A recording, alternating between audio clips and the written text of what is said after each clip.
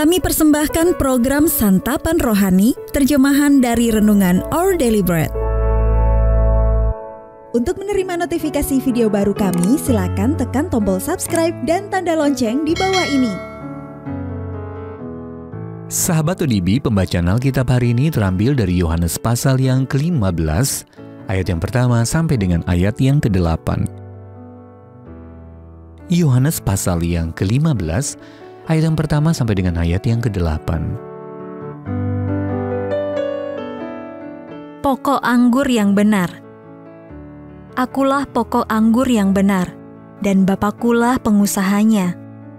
Setiap ranting padaku yang tidak berbuah, dipotongnya, dan setiap ranting yang berbuah, dibersihkannya, supaya ia lebih banyak berbuah. Kamu memang sudah bersih karena firman yang telah kukatakan kepadamu. Tinggallah di dalam aku, dan aku di dalam kamu.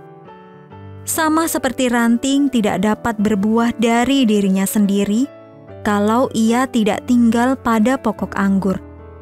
Demikian juga kamu tidak berbuah, jikalau kamu tidak tinggal di dalam aku. Akulah pokok anggur, dan kamulah ranting-rantingnya. Barang siapa tinggal di dalam aku, dan aku di dalam dia, ia berbuah banyak. Sebab di luar aku, kamu tidak dapat berbuat apa-apa.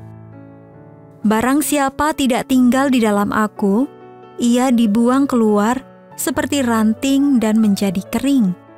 Kemudian dikumpulkan orang dan dicampakkan ke dalam api, lalu dibakar.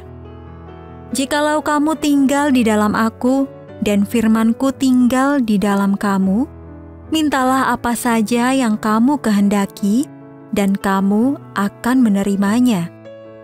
Dalam hal inilah Bapa-Ku dipermuliakan, yaitu jika kamu berbuah banyak, dan dengan demikian kamu adalah murid-murid-Ku. Ayat emas renungan hari ini terambil dari Yohanes pasal yang ke-15 ayat yang ke-5.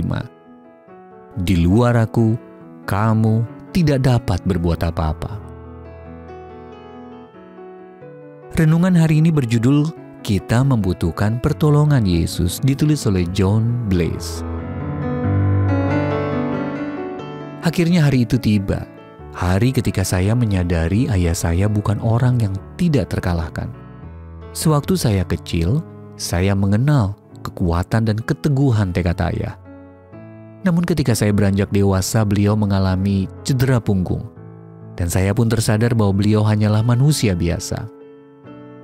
Saya tinggal bersama orang tua, agar saya dapat menolong ayah saya ke kamar mandi, membantunya berpakaian, bahkan membantunya minum.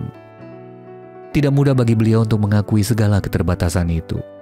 Awalnya ia mencoba melakukan beberapa hal sendiri saja, tetapi ia mengakui, "Aku tidak bisa melakukan apa-apa tanpa pertolonganmu, Nak." Akhirnya kekuatannya pulih kembali.